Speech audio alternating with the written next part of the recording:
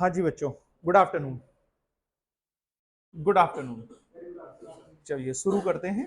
आज अपनी second class है। किस टॉपिक की? Redemption of preference share. Redemption of preference share में हमने कॉन्सेप्ट सारे डिस्कस कर लिए थे और मेनली दो बातें थी रिडम्पशन ऑफ प्रेफरेंस शेयर में। पहली, अकाउंटिंग फॉर रिडम्पशन, रिडम्पशन की एंट्री क्या होनी है, और दूसरी जो मेन बात थी वो थी सोर्स ऑफ रिडम्पशन, कि रिडम्पशन पे जो हम रीपेमेंट कर रहे हैं, जो आज हमारी शेयर कैपिटल की जगह खाली हो जाएगी प्रेफरेंस शेयर की, इस जगह को कैसे भरना है, वो आपका क्या कहला रहा था? Source of redemption. तो सोर्स ऑफ रिडम्पशन और अकाउंटिंग फॉर रिडम्पशन दोनों बातें समझ ली थी हमने। और एक बात और आ गई थी कि अगर रिडम्पशन के लिए जो पेमेंट करना है, जो पैसे की जरूरत है, जो फंड की जरूरत है, उसके लिए हो सकता है हम इन्वेस्टमेंट बेच दें, या उसके लिए हो सकता है हम शेयर इशू करें। वो एक अलग एस्पेक्ट हो गया था कि पैसे की जरूरत के लिए हम कुछ और ट्रांजैक्शन कर सकते थे, जिससे रिडम्पशन के लिए जो पैसा चाहिए वो जरूरत पूरी हो जाए। तो अगर हम ब्रॉडली देखें तो तीन बातें हो गई। एक, अकाउंटिंग फॉर रिडम्पशन, रिडम्पशन की एंट्री, दो एंट्री होनी थी। एक, सोर्स फॉर रिडम्पशन, ये एक अलग एस्पेक्ट हो गया। और तीसरा एक डिफरेंट एस्पेक्ट हो गया कि अगर फंड की जरूरत पूरी करनी है तो उसके लिए हम क्या करेंगे। तो उसके लिए हमने देखा था कि हम इन्वेस्टमेंट वगैरह बेच सकते हैं, फ्रेश इशू कर सकते हैं, शेयर इशू कर सकते हैं, फ्रेश इशू, या डिवेंचर वगैरह इशू कर सकते हैं। देखिए, अगर हमने पैसे की जरूरत पूरी करने के लिए डिवेंचर इशू कर दिए, क्या इशू कर दिए? डिवेंचर। तो वो डिवेंचर, पैसे की जरूरत तो पूरी हो जाएगी, बट वो सोर्स नहीं बनेगा। क्या नहीं बनेगा? सोर्स। क्योंकि सोर्स हमारे दो ही हो सकते हैं, एक क्या था? फ्रेश इशू, और दूसरा क्या था? Free reserve. ये दो ही सोर्स हो सकते हैं। फ्रेश इशू की डायरेक्ट एंट्री हो जानी है, जो इशू की हमने एंट्री पढ़ रखी है, और फ्री रिजर्व के लिए हम सीआरआर क्रिएट कर लेते थे। क्या क्रिएट कर लेते थे? सीआरआर। आज चलिए अपने डिस्कशन को आगे बढ़ाते हैं और इलस्ट्रेशन नंबर 6 की बात करते हैं। किसकी बात करते हैं? Illustration number 6।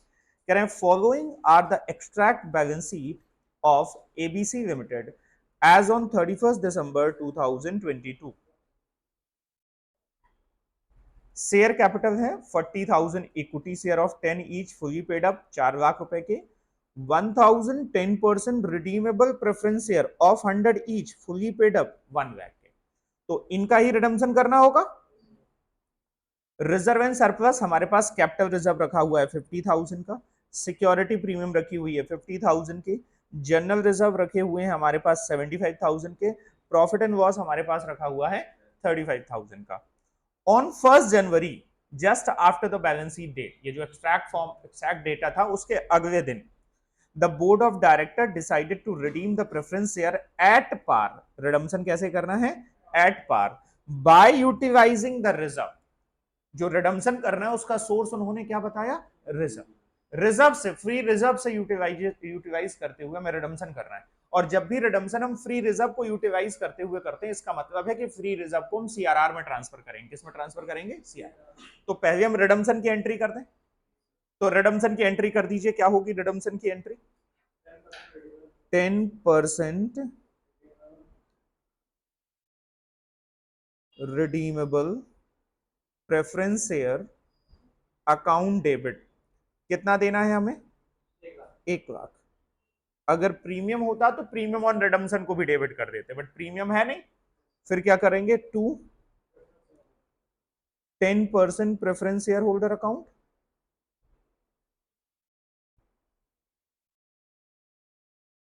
10% preference share holder account 1 lakh. ये एंट्री हो गई। सेकेंड एंट्री हम किस बात को लेके करेंगे? पेमेंट को लेके। तो क्या एंट्री हो जाएगी? 10% preference share holder account debit to bank. देखिए, जब क्वेश्चन ना कहे कि पेमेंट को अरेंज करने के लिए हमने इन्वेस्टमेंट बेचे या कुछ और किया, तो हम मानेंगे कि हमारे पास सफिशिएंट पैसा था। यहां पर इस क्वेश्चन में हम डीम कर लेंगे कि हमारे पास सफिशिएंट कैश बैलेंस था। तो हमारे पास सफिशिएंट कैश बैलेंस था। तो 10% preference share holder account debit to bank, कितना? 1 लाख रुपए पे कर दिया।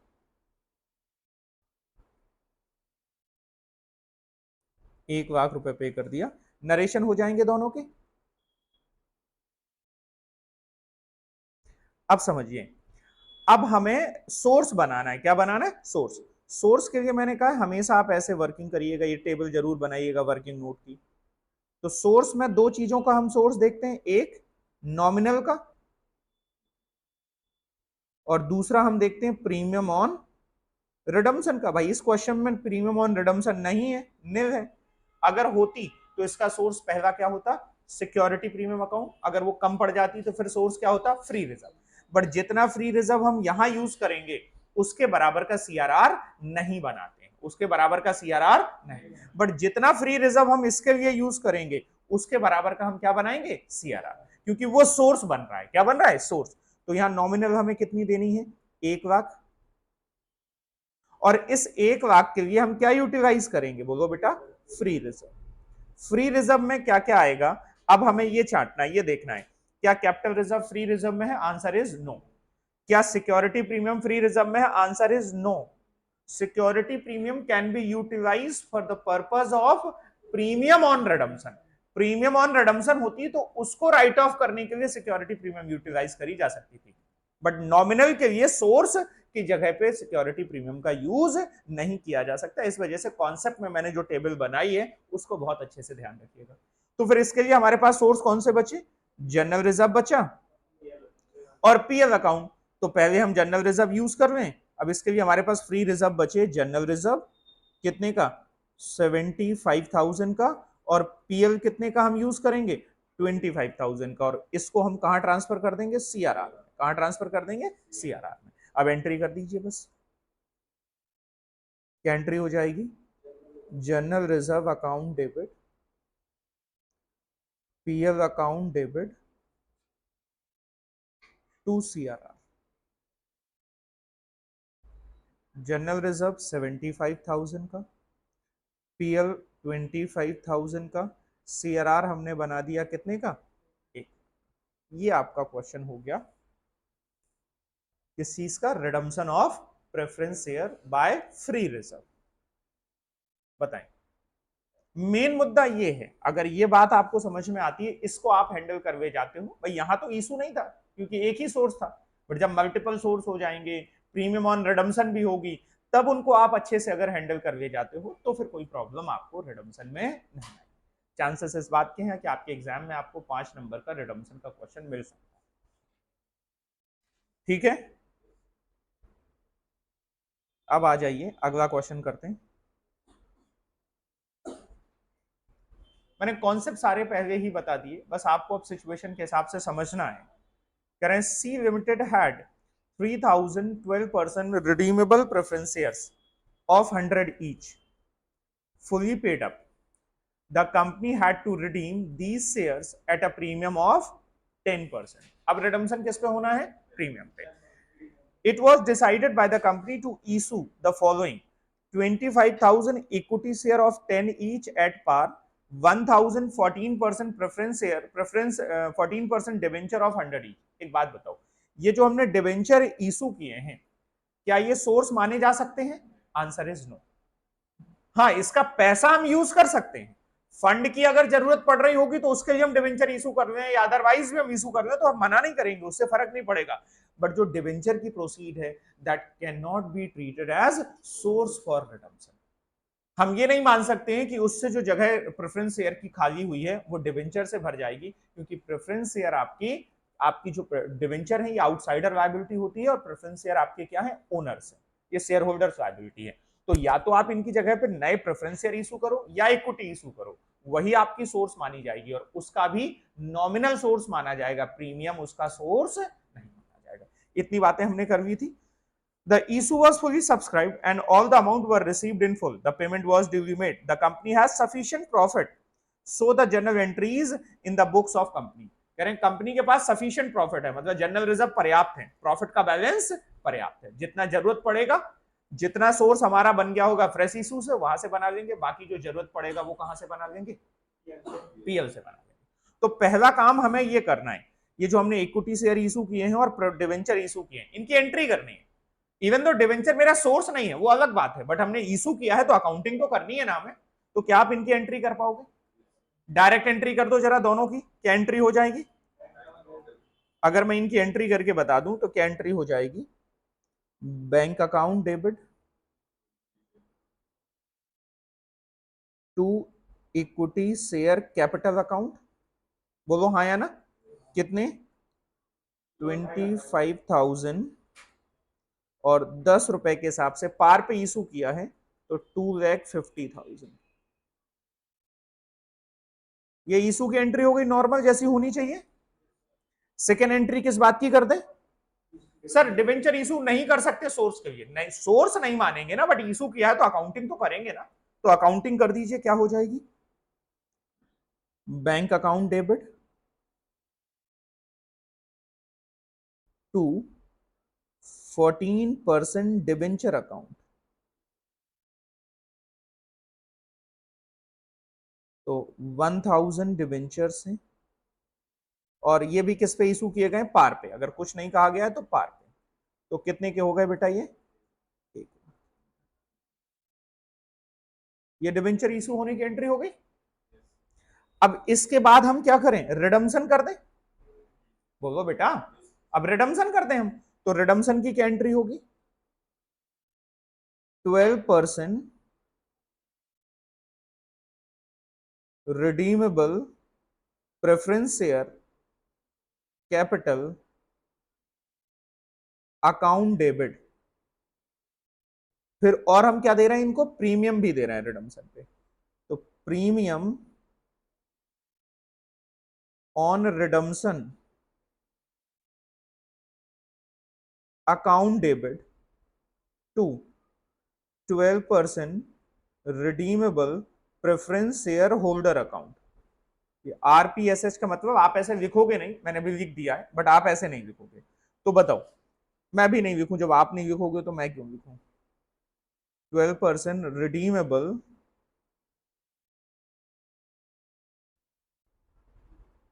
Preference share holder account.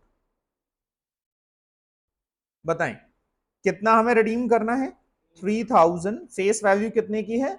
100 रुपए की। तो कैपिटल कितने की हो गई बेटा? 3 लाख की। कैपिटल कितने की रिडीम करनी है आपको? 3 लाख की। और प्रीमियम कितनी दे रहे हैं रिडम्पशन पे? 10%। ये जो प्रीमियम है दैट इज ऑन रिडम्पशन। तो रिडम्पशन पे 10% की प्रीमियम, मतलब premium on redemption account debit कितने का हो गया? 30,000। तो टोटल जो हम शेयर होल्डर को, प्रेफरेंस शेयर होल्डर को पेमेंट करेंगे वो कितना करेंगे? 3,30,000। बताएं क्या ये बात आपको समझ में आ रही है, नहीं आ रही है? ये मैंने कहा था अकाउंटिंग रिडम्पशन की अलग बात है, सोर्स अलग बात है। सोर्स की बात बाद में करेंगे, अभी रिडम्पशन की एंट्री कर दे रहे हैं। क्या एंट्री हो जाएगी? Being amount payable,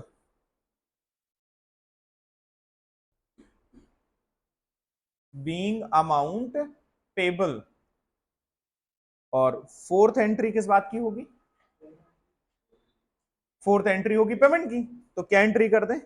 12% redeemable preference share holder account debit to bank. कितना? 3,30,000।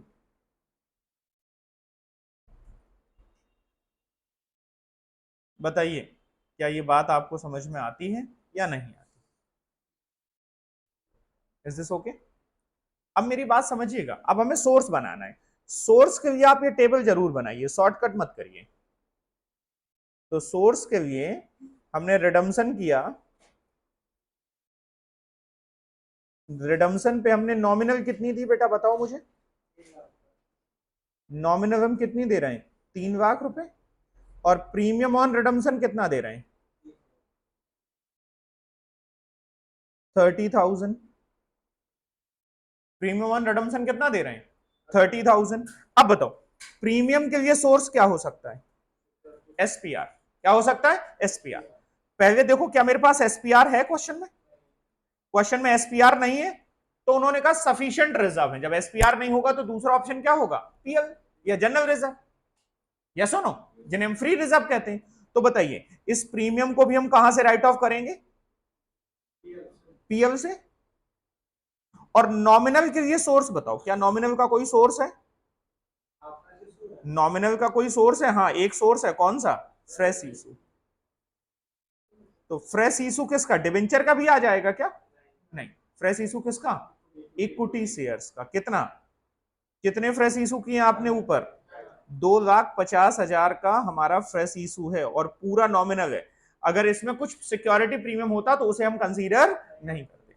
और बाकी का जो बचा कितना, 50,000, ये कहां से, पीएल से।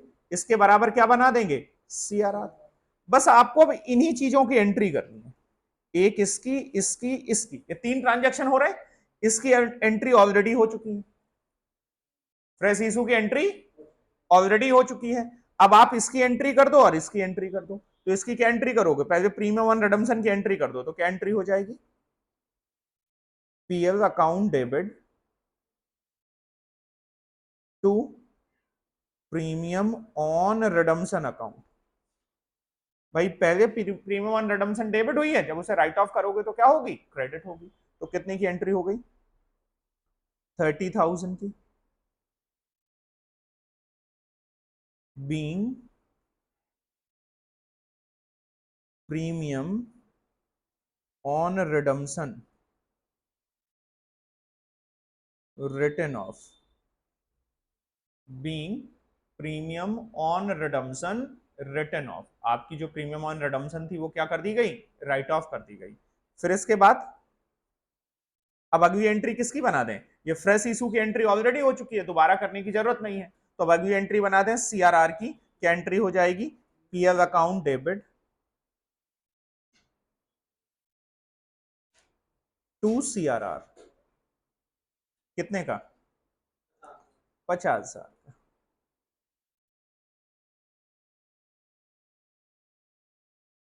बीइंग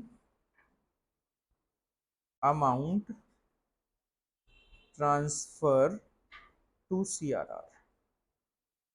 आप क्वेश्चन पढ़ लो, आप ट्रीटमेंट देख लो, सोर्स देख लो, जो मैंने आपको समझाया इस क्वेश्चन में वो पूरा कॉन्सेप्ट फुल फ्लैश यूज हो रहा है। अभी तक क्या हो रहा था, कुछ पार्ट यूज हो रहे थे, कुछ पार्ट यूज नहीं हो रहे थे, ये फुल फ्लैश क्वेश्चन में यूज हो रहा है, इसमें सारी बातें यूज हो रही हैं। बताएं, क्वेश्चन पढ़ लें, कोई डाउट हो तो बताएं कि सर हमें इस बात में दिक्कत है।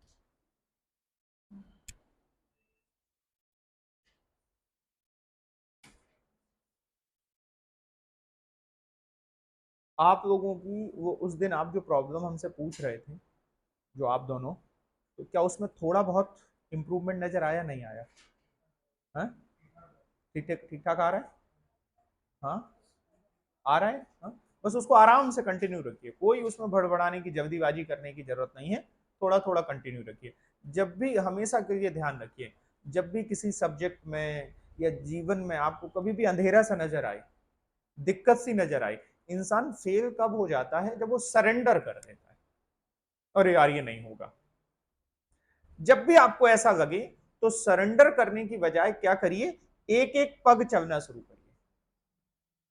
बिलीव मी, हमारे पास इतना समय होता है, इतना समय होता है, इतना समय, कि अगर हम धीरे धीरे भी ग्रो करेंगे ना, बट रुके नहीं कहीं पर, धीरे भी धीरे ग्रो करेंगे, तो आज नहीं तो कल हम उस मुकाम को पा लेंगे, ये कंफर्म है। हम किसी मुकाम को क्यों नहीं पा पाते, क्योंकि जहां हमें वो कठिन लगता है ना, हम उसको छोड़ देते हैं, बस फिर वो आजीवन के लिए क्या हो जाता है, खत्म हो जाता है। आप छोड़िए नहीं, आप पग पग चलते रहिए, स्टेप बाय स्टेप आप थोड़ा थोड़ा चलते रहिए, बी द ग्रास रूटर। जैसे घास है ना, थोड़ी सी ग्रो हो जाती है, लोग आपकी ग्रोथ, एक दिन की ग्रोथ हो सकता है आपको भी नहीं दिखे, हो सकता है लोगों को भी नहीं दिखे, लेकिन जो डे बाय डे थोड़ा थोड़ा ग्रो करते रहोगे, एक लंबे टेन्योर में आप अपने आप को एक बेटर पोजीशन पे पाएंगे, एक ऐसी जगह पे पाएंगे कि हो सकता है जिस जगह को अचीव करना लोगों के लिए सपना हो। And success is not a one day process कि आपने एक दिन बस किया और एक दिन में हो गया। Success is a continuous process and slow growth is important. Fast growth बहुत ज्यादा कई बार सर्वाइव नहीं करती, या फास्ट ग्रोथ आप करते भी हो तो उसके लिए आप बहुत कुछ सेक्रीफाइस करते हो, आप अपनी पर्सनल लाइफ सेक्रीफाइस करते हो, मेंटल पीस सेक्रीफाइस करते हो। बट जब आप स्लो ग्रोथ आराम से कर रहे हो, बस यू हैव टू ग्रो, बस थोड़ा थोड़ा ग्रो कर रहे हो, तो इवन आप मेंटल पीस भी मेंटेन कर ले जाते हो, और ग्रोथ भी कई बार उतना तेजी से आई हुई ग्रोथ हमें भटका देती है, तो धीमे धीमे हमारी ग्रोथ भटकाती भी नहीं और सक्सेस भी मिल जाती है। तो 3 साल अगर आप अपने आप को दो ना किसी काम में, रोज ग्रो करो, थोड़ा सा रोज कंसिस्टेंसी, कितनी भी कठिन चीज, तुम भाई साहब ऐसी भी लैंग्वेज चाइनीज भी सीख रहे होगे ना तो तुम सीख जाओगे, उर्दू भी सीख रहे होगे तो सीख जाओगे, फिर तो ये तो वो सब्जेक्ट है जो तुम्हारे पढ़ने वाले सब्जेक्ट है। हम डर जाते, बस डरे कि खेल हो गया। जब भी लगे डर है, एक स्टेप बढ़ो, क्योंकि जब तुम एक स्टेप आगे बढ़ोगे ना तो अगला स्टेप दिखने लगेगा, फिर अगला दिखने लगेगा। एक जगह पे खड़े होकर तुम पूरा सब्जेक्ट उठा के देखोगे ना तो महाभारत होती है भाई साहब। हम लोग अगर डे 1 पे पूरी मॉड्यूल उठा के देखें यार इसको इसको हमें 50 लेक्चर में खत्म करना है, 40 लेक्चर में खत्म करना है, पागल हो जाए, हम लोग नहीं कर पाएंगे। तो धीरे धीरे शुरू करते हैं, शुरू करते हैं, शुरू करते हैं, देखो ना कितना समय लगता है, लगे रोज लगे लगे रोज लगे कंसिस्टेंसी के साथ, तब जाके कहीं। अगर हम ये सोचे इस तरीके से चलो यार 2 दिन अभी पढ़ा दिया, फिर 3 दिन गैप, फिर मिलेंगे, फिर आज नहीं कल, कल नहीं परसों, तो बताइए अंत में स्थिति क्या होगी। बस हमारे साथ ये होता है, जब हम एज अ स्टूडेंट काम कर रहे होते हैं तो हमारे साथ ये हम करते हैं। अगर ये आप बंद कर दें तो भाई साहब एग्जाम आपके लिए बहुत छोटी सी चीज हो, बहुत बहुत कंफर्टेबल चीज हो, लास्ट टाइम पे आप बहुत कंफर्ट रहेंगे। आप मुझे देखेंगे, अब जैसे मैं, लोग क्या करते हैं, लोगों की अप्रोच क्या रहती है कि जब वो शुरुआत में रिलैक्स होके चलते हैं, लास्ट में बम्बार्डिंग करते हैं। और बिलीव मी, मेरे साथ आप ये पाओगे, जैसे जैसे हम और एग्जाम के नजदीक, वैसे वैसे हम और रिलैक्स होते चले जाएंगे, बम्बार्डिंग हम बंद कर देंगे।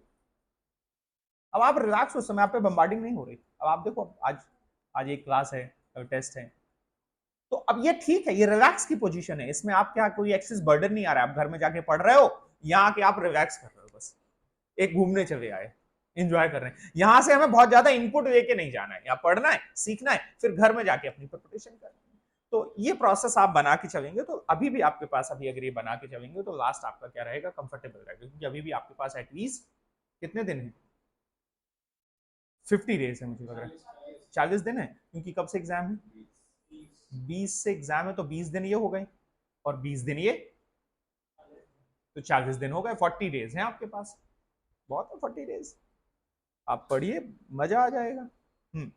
हो गया 7, बोलो बेटा। अब जरा 8 देख लो, 8 क्या कह रहा है। कोई भी क्वेश्चन जो एक बार हम यहाँ पर डिस्कस कर रहे हैं, घर में जाके एक बार अपने मन से दोबारा जरूर करिए, जब आप दोबारा करेंगे बस आपकी ग्रिप बन गई, आपने सोचा यही बस करिए अब तो हो गया, तो फिर एग्जाम तक कैरी नहीं हो पाएगा। The capital structure of a company consist of 20,000 equity shares of 10 each fully paid up and 1,008% redeemable preference share of 100 each fully paid up issued on 1/4/2021, 1/4/2021 को इशू किए गए थे। कब इशू किए गए थे हमें कोई ज्यादा फर्क नहीं पड़ता रिडम्पशन के प्रोस्पेक्टिव से। Undistributed reserve and surplus stood as, general reserve हमारे पास रखा हुआ है 80,000 का, प्रॉफिट एंड लॉस रखा हुआ है हमारे पास 20,000 का, investment allowances reserve out of which ₹5,000 not free for distribution है 10,000 का। अब समझना, जो इन्वेस्टमेंट अलाउंसेस रिजर्व है जनरली ये फ्री रिजर्व माना जाता है, क्या माना जाता है, फ्री रिजर्व। बट कह रहे हैं इसमें से 5,000 ऐसा है जो फ्री रिजर्व नहीं है, बाकी का 5,000 क्या है, फ्री रिजर्व। वो प्रॉफिट्स जो डिविडेंड डिस्ट्रीब्यूशन के लिए यूज किए जा सकते हैं, दे आर फ्री रिजर्व। ये सुनो, जिनसे आप डिविडेंड, जैसे सिक्योरिटी प्रीमियम, इससे आप डिविडेंड नहीं दे सकते हो, कैपिटल रिजर्व से आप डिविडेंड नहीं दे सकते हो, that's why they are not the free profit. But general reserve से आप डिविडेंड दे सकते हो, पीएल से आप डिविडेंड दे सकते हो। Investment allowances reserve are like a general reserve only, free profit है। बट हाँ, अगर कुछ कंडीशन लगी हुई है, जैसे उन्होंने कह दिया, क्या कंडीशन, कि वो उनसे डिविडेंड नहीं दिए जा सकते, तो इन्वेस्टमेंट अलाउंसेस रिजर्व जो 10,000 के हैं उसमें से फ्री कितने हैं, 5,000। तो सोर्स में कितना यूज कर सकते हो तुम, 5,000, बस इतनी सी बात यहां पर नई आ जाती है। आगे कह रहे हैं distribution dividend, security premium ₹2,000, cash and bank balance 98,000 का रखा हुआ है, कैश कितना रखा हुआ है, 98,000। अब यहां पर कैश की जानकारी दे दी, तो अब हमें हो सकता है ये देखना पड़े कि कैश कितना बचेगा, कैश का कैलकुलेशन पे हमें फोकस करना पड़े। Preference share are to be redeem at a premium of 10%, भाई साहब प्रेफरेंस शेयर का रिडम्पशन 10% पे कर देना है प्रीमियम पे। And for the purpose of redemption, director are empowered to make fresh issue of equity share at par, fresh issue of equity share करेंगे at par after utilizing the undistributed reserve। पहले क्या करेंगे, free profit को use कर लेंगे, बाद में जो सोर्स बचेगा उसके लिए हम क्या करेंगे, बोलो, फ्रेश इशू करेंगे। अभी हमने क्या किया था, फ्रेश इशू पहले कर दिया था, बाद में जो बचा था उसको फ्री रिजर्व से यूटिलाइज कर दिया था। अब हम क्या कर रहे हैं कि फ्री रिजर्व को पहले यूटिलाइज कर लेंगे और बाद में जो बचेगा उतने के बराबर हम नंबर ऑफ शेयर्स निकाल के फ्रेश इशू कर देंगे। बोलो बच्चों, आगे कह रहे हैं एट पार इतना इतना and are subject to condition that a sum of 20,000 shall be retained for general reserve. General reserve में 20,000 रुपए उन्होंने रिस्ट्रिक्ट कर दिया कि उसको आप डिस्ट्रीब्यूट फ्री रिजर्व के लिए यूज नहीं कर सकते हो, वो बचा रहे, तो बाकी का जो जनरल रिजर्व है वो यूज हो जाएगा। अच्छा, जब अगर ऐसा क्वेश्चन आ जाए कि आपको शेयर्स बाद में शेयर्स निकालना पड़े, तो फिर आप पहले वर्किंग कर लो किसकी, सोर्स की। पहले किसकी वर्किंग करो, सोर्स की। तो सोर्स की अगर आप वर्किंग करोगे तो आपको पता चल जाएगा कि आपको कितने शेयर इशू करने हैं और कितना फ्री रिजर्व से यूज करना है। फिर आप शेयर इशू की एंट्री करोगे, पहले शेयर इशू की एंट्री, बाद में फिर रिडम्पशन की एंट्री और बाद में फिर फ्री रिजर्व को सीआरआर में ट्रांसफर करने की एंट्री हो जाएगी। क्वेश्चन समझ में आ रहा है नहीं आ रहा है? तो बताइए, पहले मैं वर्किंग नोट में क्या दिखा दूं आपको, तो सोर्स ऑफ रिडम्पशन,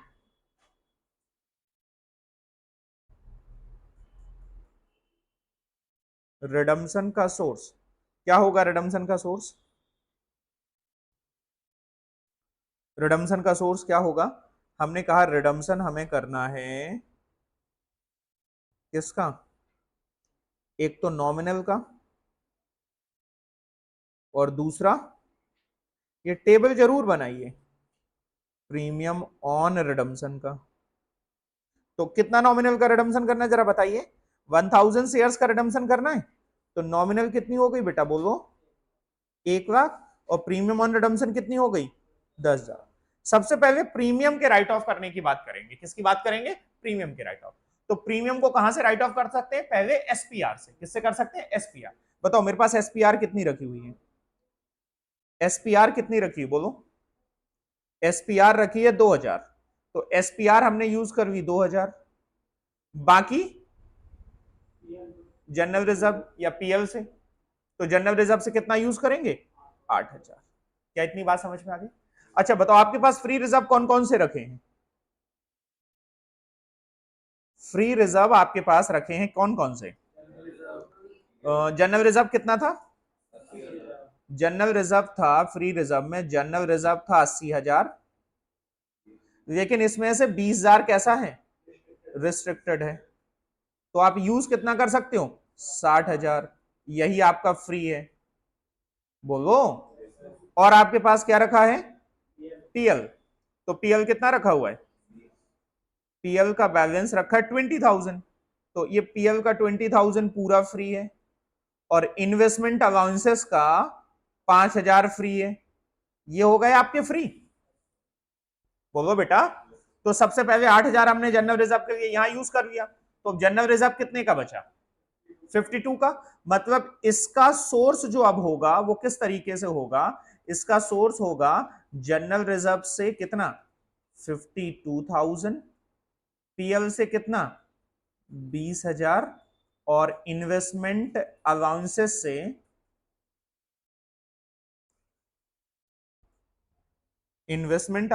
से कितना, 5,000। तो टोटल फ्री रिजर्व से कितना हो गया, 77,000। इसके बराबर का क्या बन जाएगा, सीआरआर। और बाकी का जो बैलेंस बचा कितना, 23,000, इसके बराबर का क्या होगा, फ्रेश इशू। तो कितने होंगे फ्रेश इशू, 23,000 डिवाइडेड बाय, एक शेयर कितने का है, 10 रुपए का, तो 2300 शेयर्स का फ्रेश इशू हो जाए। अब ये पूरा हिसाब किताब यहां हो गया इस क्वेश्चन का। अब सबसे पहली एंट्री क्या करोगे आप, बोलो, ये 2300 के फ्रेश इशू की एंट्री कर दोगे, बोलो बेटा। तो जरा करो 2300 के फ्रेश इशू की एंट्री, 2300 नहीं दे रहे हैं आपको, जनरल रिजर्व 60 लिया है, अच्छा इन्होंने ये कर लिया होगा, ठीक है ठीक है, चलो चलो, एक ये अप्रोच मान के थोड़ा सा यहां पर चेंज कर लो, अब नए उसमें थोड़ा सा चेंज कर लो, कि जो मैंने आपसे कहा था ना सिक्योरिटी प्रीमियम यूटिलाइज करोगे, होता वही है टेक्निकली, टेक्निकली गलत नहीं है, बट आईसीएआई क्या करेगा, आईसीआई अपने क्वेश्चन में पूरी प्रीमियम को पीएल से या जनरल रिजर्व से राइट ऑफ करता है, अभी मैं आपको रीड करा दूंगा, साफ साफ लिखा हुआ है सेक्शन 55 में, आप पढ़ेंगे वहां पर साफ साफ लिखा हुआ है कि सोर्सेस कौन कौन से होंगे, और आगे हम पढ़ेंगे तो ये भी लिखा हुआ है कि सिक्योरिटी प्रीमियम को कहां कहां यूटिलाइज किया जा सकता है। तो security premium can be utilise for the purpose of writing off premium on redemption. Premium on redemption के राइट ऑफ करने के लिए सिक्योरिटी प्रीमियम यूटिलाइज करी जा सकती है, बट आईसीएआई अपने आंसर्स में इसको यूज नहीं करता है। तो उनके लिए आप ये मान के चलिएगा, ये पूरा का पूरा 10,000 हम कहां से लेंगे? आप जनरल रिजर्व कहें या पीएल कहें, एक ही बात है। तो पूरा का पूरा 10,000 हम कहां से ले लेंगे? पीएल से ले लेंगे। कहां से ले लेंगे? पीएल से। बट सिक्योरिटी प्रीमियम भी यूटिलाइज करी जा सकती है। बट आप आईसीआई का जैसे अगर आप दे रहे हो तो आप आईसीआई के हिसाब से फिर यही करके चलिएगा कि पूरा का पूरा प्रीमियम हम कहां से यूज कर लेंगे? फ्री रिजर्व से। तो पीएल से हमने यूज कर लिया, तो कहानी थोड़ी सी बदल जाएगी अब मेरी। तो कहानी क्या हो जाएगी? जनरल रिजर्व मेरे पास बच गया कितने का? 60,000 का। और पीएल मेरे पास कितने का बच गया? 10,000 का। और ये कितने का बच गया? तो ये आपका हो गया 75,000 का।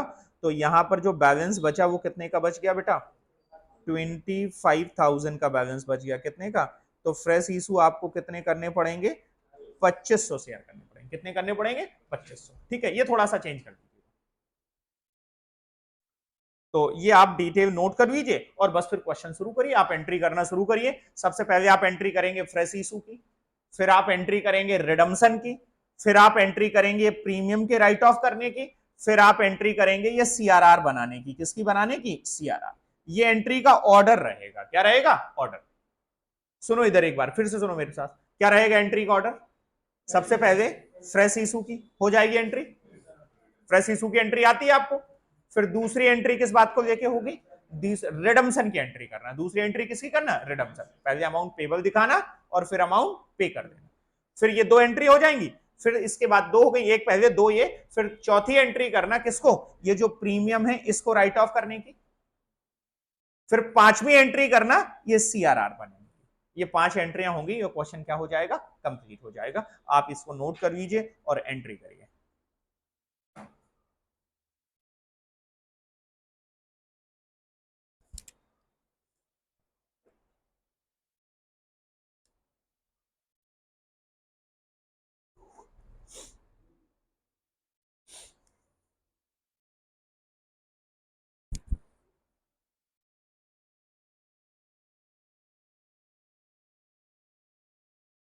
आज आपका टेस्ट भी है। कौन सा? पार्टनरशिप का। चलिए, कल संडे की कोई क्लास नहीं रख रहे हैं, ठीक है? और संडे को अपनी सेल्फ स्टडी करो आराम से, अच्छे से, कोई उठाओ बढ़िया से। मंडे आपका अगेन ऑफ है, तो अब सीधे मिलेंगे हम लोग किस दिन? ट्यूसडे। जो आपका टेस्ट है वो ट्यूसडे को शिफ्ट है। जो लॉ का टेस्ट है वो किस दिन है? ट्यूसडे को। और ये 2 दिन बढ़िया से यूटिलाइज करिएगा, क्योंकि रीजन क्या, अब आपके लिए एक भी दिन अगर मिल जाए ना तो उसको आप एडवांटेज की तरह लीजिए कि हमारा जो पुराना जो डेफिशिएंसीज चल रही हो उनको हम क्या कर रहे हैं? खत्म कर रहे हैं। ठीक है, तो इसको अच्छे से 2 दिन यूटिलाइज करिए। टारगेट बनाइए कि 2 दिन में हम काफी कुछ कवर अप कर लें, रिवाइज कर लें।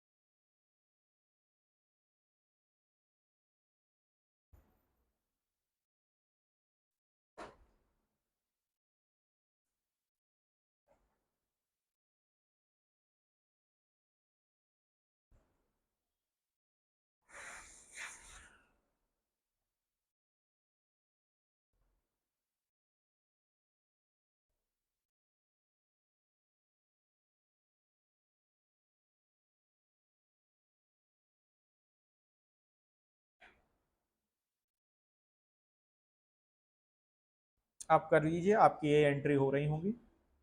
सर इन्होंने सेकेंड एंट्री में सीआरआर बना दिया, कोई दिक्कत नहीं है, सेकेंड एंट्री में बना दिया आप, लेकिन बाद में करिए। इन्होंने सर जो रिडम्सन की एंट्री सबसे बाद में करी हुई है, ऑर्डर अगर चेंज भी हो रहा है तो कोई प्रॉब्लम नहीं है, आप जो मैंने कहा हुआ है आप उस ऑर्डर को कर लीजिए।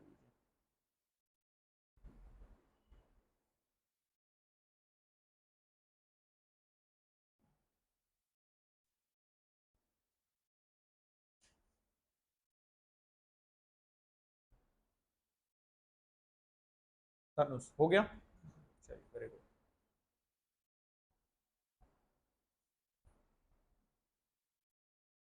अगर ये हो जाए तो फिर अगली बात जो आ जाएगी वो आ जाएगी आपकी इलस्ट्रेशन नंबर 9।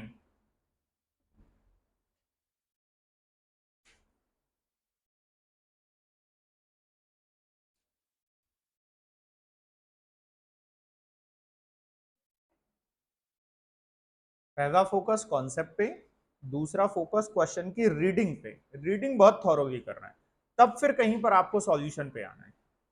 बिना क्वेश्चन को प्रॉपरली रीड किए हुए अगर आप सॉल्यूशन पे आ जाएंगे तो आप खतरों के खिलाड़ी हैं बेटा। और कोई क्वेश्चन गलत हो जाना से केवल उस क्वेश्चन के नंबर नहीं जाते, टाइम चला जाता है आपका। क्या चला जाता है? टाइम। इस वजह से क्वेश्चन उठाओ तो फिर सही हो, वो क्वेश्चन छूट जाए कोई बुराई नहीं, बट जिसे हम करें वो सही करें। क्योंकि अगर आपने एक क्वेश्चन उठाया और वो गलत हो गया तो वो खुद क्वेश्चन भी चला गया और साथ में वो टाइम लेके चला गया, जिस टाइम को आप कहीं दूसरी जगह बेटर यूटिलाइज कर सकते।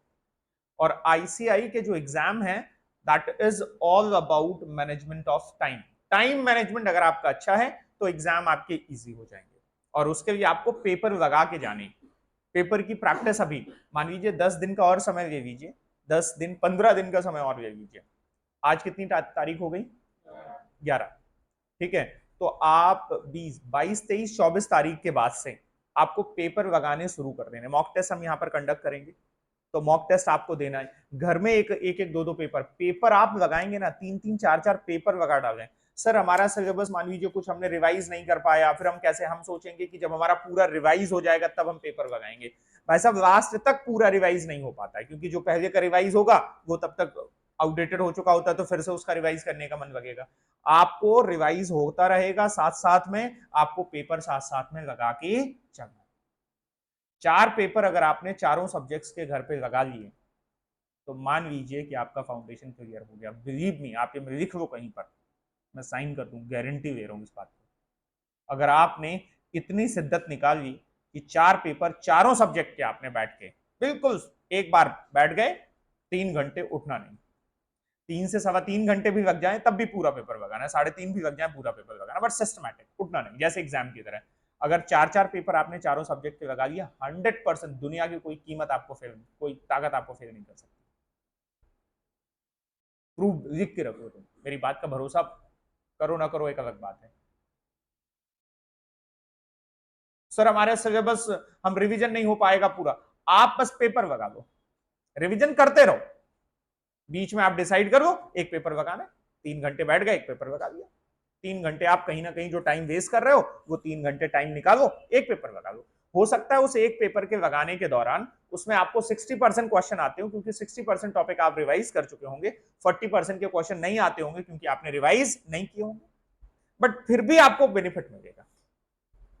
पढ़ा तो सब कुछ है, तो पढ़ा सब कुछ है, उनको आप करो। आंसर से देख के, कभी ऐसा लग रहा है जैसे लॉ है सर हम लिख नहीं पा रहे हैं, एक बार आंसर से पढ़ लो फिर लिखो। बट अगर आपने 4 टाइम्स पेपर की राइटिंग प्रैक्टिस अगर आपने कर ली, इंटरमीडिएट में मिलेंगे, फाउंडेशन में दोबारा नहीं मिलना पड़ेगा, प्रॉमिस है मेरी इस बात की। और आंख बंद करके तुम अगर ये, तुम्हारा दिल ये कहेगा कि हम पेपर तब लगाएंगे जब पूरा रिवाइज हो जाएगा, साथ साथ लगाते चलो, अपना शेड्यूल बना लो। और आप, मैं तो कहूंगा 20 तारीख के बाद से आपको पेपर लगाने शुरू कर देना चाहिए। पेपर ऐसे मत लगाओ कि एक टॉपिक पढ़ा उसका पेपर लगा लिया, नहीं, फुल फ्लैश टाइम, वही टाइम पे 2 से 5, 2 से 5 का समय उठाओ, बैठो, पेपर लगाना शुरू करो। आप 4 क्वेश्चन लगा पाओगे ना, 40 नंबर का लगा पाओगे ना, तो ठीक है ना। क्योंकि अगर पहली बार आप वहां पर 40 नंबर का सॉल्व करेंगे तो दिक्कत है, यहां पर अगर आपने पहला पेपर 40 नंबर का लगाया तो अगला 50 का लगेगा, उससे अगला करोगे तो 60-70 का लगेगा, उससे मतलब जब पांचवा पेपर आप आईसीआई के एग्जामिनेशन सेंटर पे दे रहे होगे तो आप 100% पेपर कर पाओगे, प्रॉमिस है। और अगर आपने सोचा सीधे हम वही पेपर लगाएंगे जाके, तो स्थिति वहीं से शुरू होगी। 40-45-50-60 नंबर का पेपर हो पाता है, कई बार छूट जाता है पेपर, गलत हो जाता है पेपर।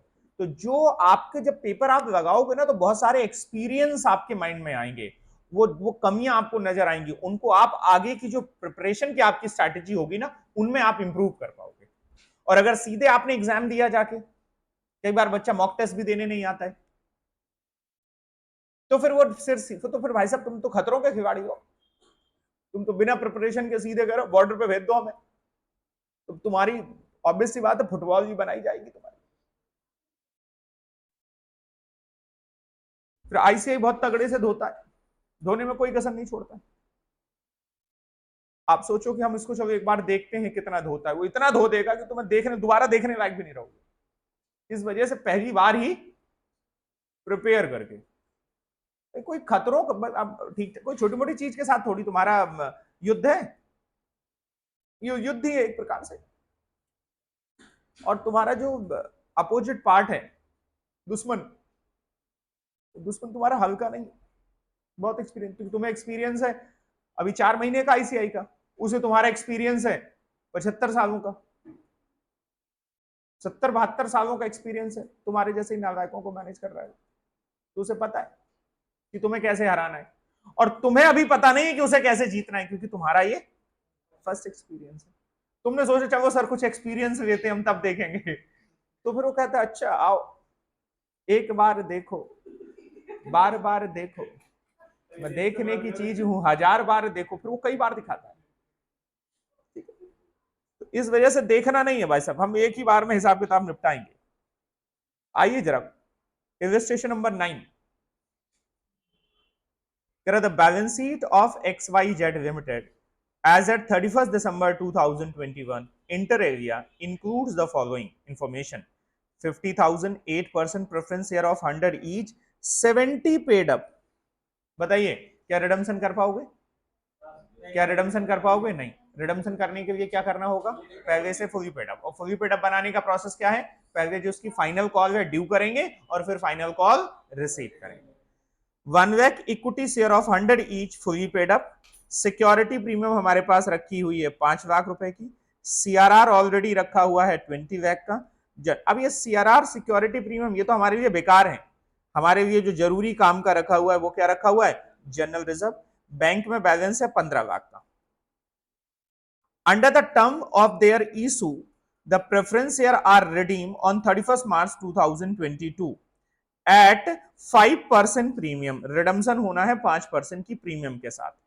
बोलो बच्चों, in order to finance the redemption the company make a right issue of 50,000 equity shares of 100 each at 110 per share, rupees 20 being payable on application, rupees 35 including premium, allotment and balance on first call. अब बताओ, यहां उन्होंने redemption के साथ issue भी check कर लिया, redemption के साथ इशू भी चेक कर लिया, तो इशू एक अलग मुद्दा हो गया हमारा। तो हम इस जैसा ये कह रहे हैं इशू करने का, हम वो इशू की एंट्री करते। सर ये तो राइट इशू, राइट इशू एक कॉन्सेप्ट है, बट इशू की जो अकाउंटिंग होगी वो तो सेम होगी। राइट का तो एक टर्म हो गया कि आपको महंगी चीज सस्ते में दे दी जा रही है, बट हमें इस बात से फर्क नहीं, हमें तो जितने में दी जा रही है उसकी अकाउंटिंग तो सेम रहने वाली है। आप शेयर होल्डर बनोगे, हमें आप पैसा दोगे, तो इसकी एंट्री हो जाएगी जैसे नॉर्मल एंट्री होती है। The issue was fully subscribed and allotment made on 1st March 2022. The money due on allotment were duly received on 31st March 2022. Preference share were redeemed after fulfilling the necessary condition of Section 55. Section 55 की condition को fulfil करने के बाद preference share का redemption हुआ है, मतलब first make them full. तो पहले तुम क्या करोगे जरा बताओ, पहले तुम क्या करोगे? पहले तुम करोगे इशू ऑफ शेयर्स की एंट्री। बोलो बेटा, डेट को इग्नोर कर देना है, डेट का ध्यान नहीं रखना, पहले इशू ऑफ शेयर की एंट्री करोगे। फाइनल कॉल की ड्यू तो कब होगी? जब रिडम्सन की डेट है, और रिडम्सन की डेट है 31 मार्च, उससे पहले हम इशू कर रहे हैं। क्या कर रहे हैं? इशू। पूरा application, allotment and final call. क्योंकि फाइनल कॉल कब तक हो रही है? फाइनल कॉल हो रही है कब तक? Application including allotment and the balance on 1 जनवरी 2023।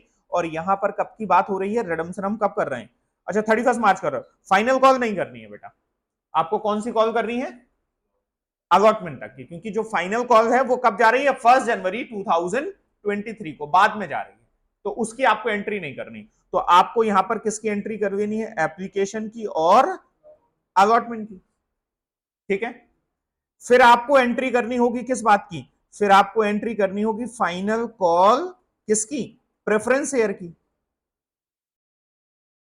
बोलो बेटा, इसकी एंट्री करनी होगी। फिर आपको क्या देखना होगा? फिर रिडम्सन की एंट्री करनी होगी, और फिर आपको सोर्स देखना होगा। सोर्स अगर आप ऊपर भी देख लें तो कोई दिक्कत नहीं है, रिडम्सन की एंट्री बाद में भी कर दें तो कोई दिक्कत नहीं।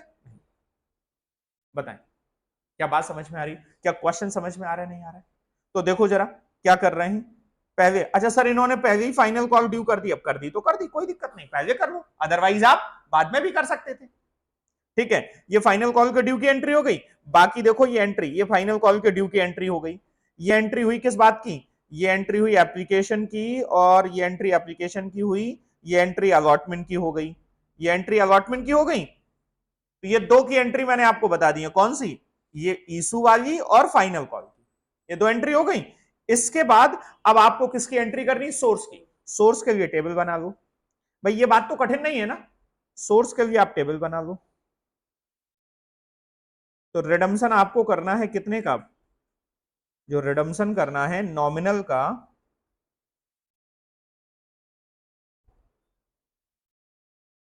तो नॉमिनल का कितने का रिडम्सन करना है? नॉमिनल में शेयर्स थे इनके कितने? 50,000 शेयर्स थे, और अब 100 रुपए का हो चुका है। तो 50,000 इंटू 100 कितना हो गया? 50 लाख। बोलो। और प्रीमियम देनी है कितनी? बताओ बच्चों। 5%। तो 2,50,000 रिडम्सन होना है किस पे? 5% की प्रीमियम पे, तो 2,50,000। इसको हम कहां से, हमारे पास फ्री रिजर्व कितना रखा हुआ है? जनरल रिजर्व रखा हुआ है 50 लाख का, बट पहले हम ये यूज करेंगे जनरल रिजर्व यहां से। ठीक है, फिर इसके लिए फ्रेश इशू कर लिया हमने। कितना फ्रेश इशू किया? ये जो राइट शेयर फ्रेश इशू किए थे कितने? 50,000 इक्विटी शेयर। तो 50,000 इक्विटी शेयर्स और 10 रुपए के हिसाब से, तो कितना आ गया? इक्विटी शेयर कितने का था? 100 रुपए का था, 10 रुपए की प्रीमियम पे। और अभी आया कितना? अभी एप्लीकेशन पे कितना आया? एप्लीकेशन और अलॉटमेंट दोनों हो चुके ना, कितना हो चुका है? तो 55, जिसमें प्रीमियम कितने की थे हटा दें? 10 रुपए की, तो 55 में हटा दिया, 45 रुपए आया। कितना आया? 45 रुपए। तो इसमें पैसा आया आपके पास 45, 50,000 शेयर्स पे 45 रुपए के हिसाब से पैसा आया। ये फ्रेश इशू हो गया, और बाकी कहां से? फ्री रिजर्व से। फ्री रिजर्व कितने का? ये कितना हो जाएगा जरा बताओ? 22,50,000। बाकी बचा कितना? 27,50,000। तो ये फ्री रिजर्व, ये फ्री रिजर्व मतलब इसके बराबर का बन जाएगा सीआरआर। ये कहानी हो गई। ठीक, तो जो कॉल हो चुकी थी उतने की जगह भरी मानेंगे, उतना ही सोर्स मानेंगे, फिर पूरा सोर्स नहीं मानेंगे, क्योंकि फाइनल कॉल अभी करी ही नहीं गई है। तो बताएं, क्या ये बात आपको समझ में आ रही है, नहीं आ रही? बोलो बेटा, कराऊं मैं एंट्री?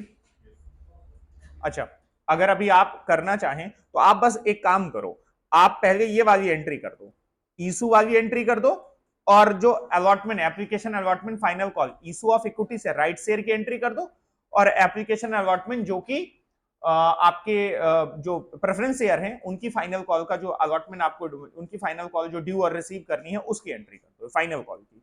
ये दो एंट्री आप करो, रिडम्शन की और सोर्स की एंट्री मैं कराऊंगा आपको।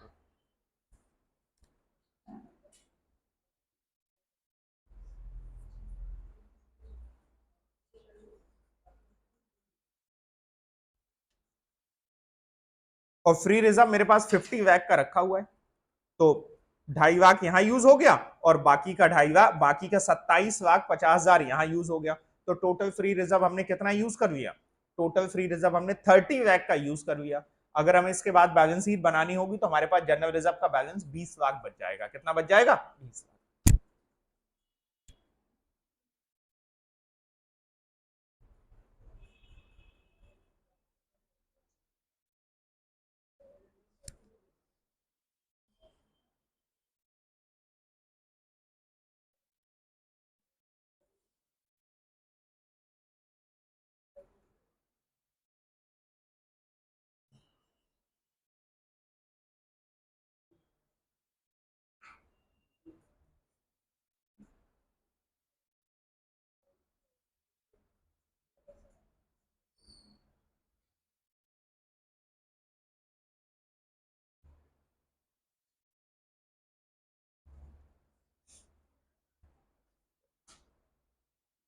जल्दी से आप ईसू वाली एंट्री कर दीजिए और प्रेफरेंस शेयर की फाइनल कॉल ड्यू और रिसीव की एंट्री कर दीजिए।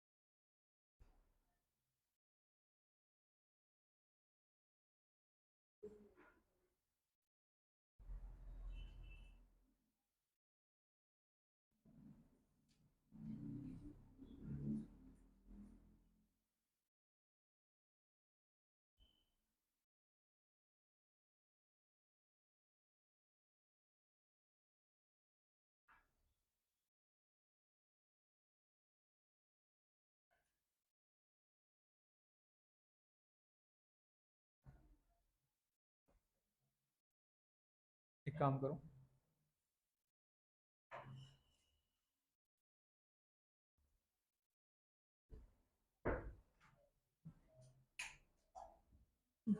ठीक है।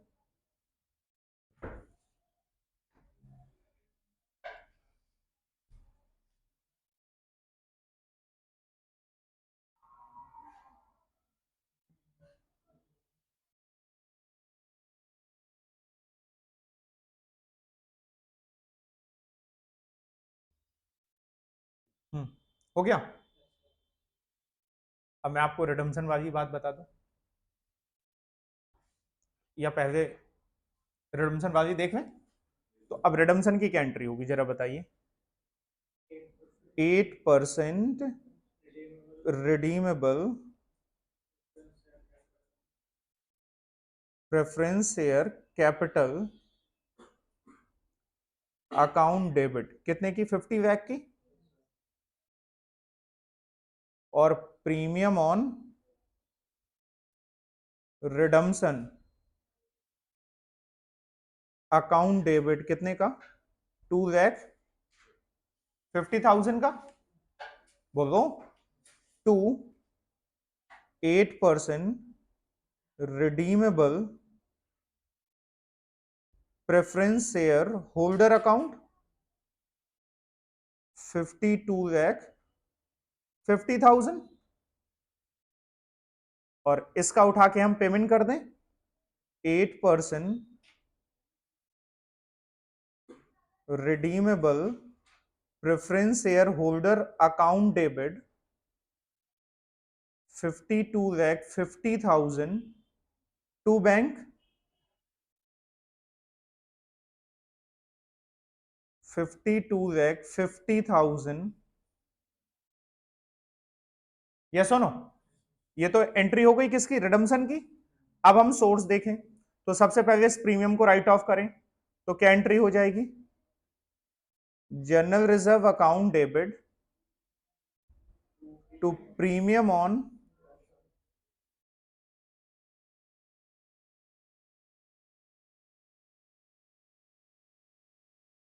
रिडम्पशन अकाउंट कितने की 2,50,000 यस नो। देखिए हिसाब तो हम सारा कर चुके हैं वहां टेबल बना के, यहां में कुछ दिमाग लगाना ही नहीं है। और लास्ट एंट्री हम क्या करें, general reserve account debit to CRR कितने का 27,50,000 27,50,000। एक बार चेक कर लीजिए, देखिए आंसर आ रहा है या नहीं आ रहा है, मैच कर रही हैं एंट्रीज या नहीं कर रही, समझ में आ रही है बात।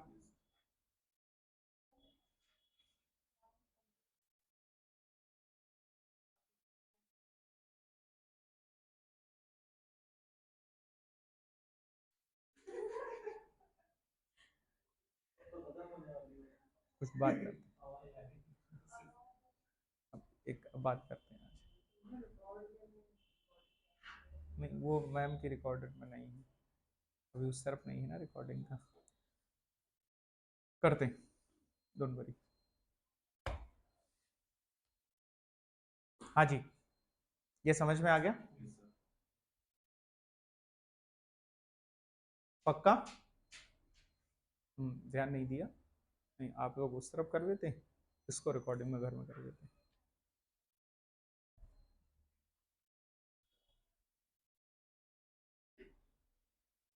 हो गया। अब यहां पर एक सिचुएशन है, redemption of fully called up but partly paid up preference share. तो मान लीजिए कॉल्ड अप हमने सबको किया, कोई फाइनल कॉल ड्यू थी और कुछ का पेड अप हुआ और कुछ का पेड अप नहीं हुआ, तो जिनका पेड अप हो गया होगा उनका रिडम्पशन कर देंगे, जिनका नहीं हुआ होगा उनका रिडम्पशन नहीं करेंगे। देखते हैं जरा,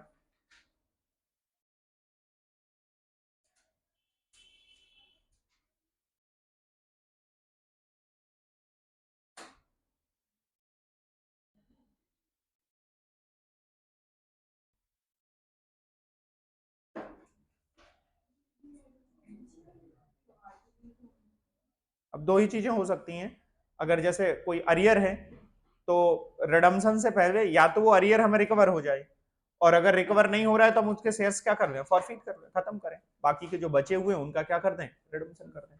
अब फॉरफीचर कैसे होता है ये तो आपको पता है, सीख चुके हो, ठीक है। तो आइए जरा इलस्ट्रेशन नंबर 9 पे आ जाइए, सॉरी इलस्ट्रेशन नंबर 10 पे आ जाइए।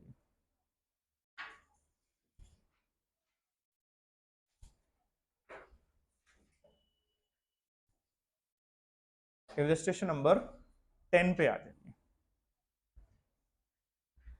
कह रहे हैं with the help of detail in illustration 9 above and further assuming that, वही सेम क्वेश्चन है जो 9 में था, assuming that the preference share holding 2000 shares fail to make the payment of the final call made under section 55, you are asked to pass the necessary journal entries and show the relevant extract form of balance sheet on 31st March 2022 with the corresponding figure on the 31st March 2001, assuming that the share in default are forfeited after giving the prescribed proper notice। बाद में उनके shares हमने क्या कर लिए, forfeit कर लिए। बोलो बेटा, तो ये हमने पैसा मांगा, ड्यू की सेम एंट्री करी हमने फाइनल कॉल के, बाकी सबको सेम है। रिसीव के समय क्या हुई है कि 48,000 से तो पैसा रिसीव हुआ है, 2,000 से पैसा रिसीव नहीं हुआ, तो 2,000 जिनसे रिसीव नहीं हुआ उनका क्या हो गया, कॉल इन एरियर। क्या इतनी बात समझ में आ गई? आगे की कहानी क्या कह रहे हैं कि जिनका पैसा हमारा रिसीव नहीं हुआ है उनको उठा के क्या कर दें, फॉरफीट। नोटिस वोटिस दिया, फॉरफीट, ये फॉरफीचर की एंट्री होगी, हम सीख चुके हैं, मुझे दोबारा से बताने की जरूरत नहीं है। फिर ये हिसाब बराबर हो गया। अब हमारे पास जो शेयर बचे हैं जिनका रिडम्शन होना है वो कितने बचे हैं, 48,000। बाकी ये फ्रेश इशू हमने किए, फ्रेश इशू करने के बाद जो बचे हुए 48,000 है उनका रिडम्शन कर देंगे, उनके लिए सोर्स बना लेंगे, बात क्या हो जाएगी, खत्म हो जाएगा। करेंगे होमवर्क में, चलिए।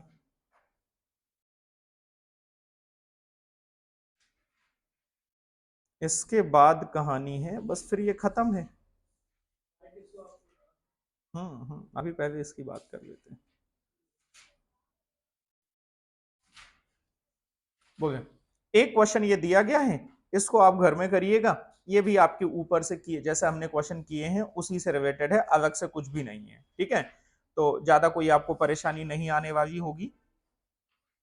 हाँ, एक कहानी क्या आ जाती है, कई बार जब पेमेंट कर रहे होते हैं, शेयर्स तो फुली पेड अप हैं, पहले हमने दिखाया preference share capital account debit to preference share holder, और बाद में preference share holder account debit to bank.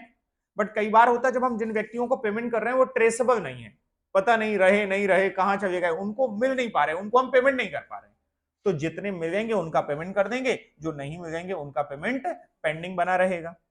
और उनके लिए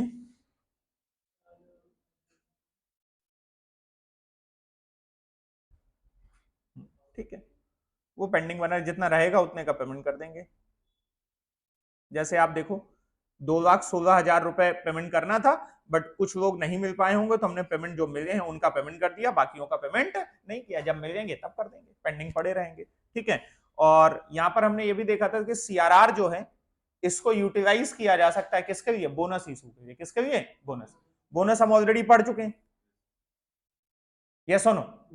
तो बोनस हम पढ़ चुके हैं, तो जब सीआरआर तक का रिडम्शन तक का क्वेश्चन हो जाए, बाद में फिर उसको क्या कर दो, बोनस इशू कर दो। तो बोनस के लिए हम क्या करते हैं, CRR account debit to bonus to share holder, और bonus to share holder account debit to bank. तो अगर आपने बोनस पढ़ा हुआ है तो ये सीआरआर वाली कहानी भी हो जाए, ठीक है। आई होप इतनी बात आपको समझ में आ रही होगी, और चांसेस हैं आपके एग्जाम में किस बार आपको इस टॉपिक से क्वेश्चन मिल सकता है न्यूमेरिकल में, ठीक है। और अगर क्वेश्चन मिलेगा भी तो जो इस टाइप के क्वेश्चन हमने किए हुए हैं इनमें से ही कोई क्वेश्चन मिल जाए। इस चैप्टर के लिए अगर आप स्कैनर नहीं भी लगाते हो, आपके पास टाइम कम पड़ रहा है, नहीं भी लगा रहे हो तो काम चल जाएगा, आप मॉड्यूल के सारे क्वेश्चन अच्छे से लगा लीजिए, एग्जाम में कोई भी क्वेश्चन आएगा आपका उसी के इर्द गिर्द हो जाएगा, ठीक है। चलिए भाई, अभी फिलहाल के लिए अब ऑनलाइन बंद करके फिर कुछ क्वेश्चन प्रैक्टिस करेंगे, तो आज के लिए रखते हैं इतना ही, मिलते हैं अपनी अगली क्लास में, तब तक के लिए बाय। कंट्रोल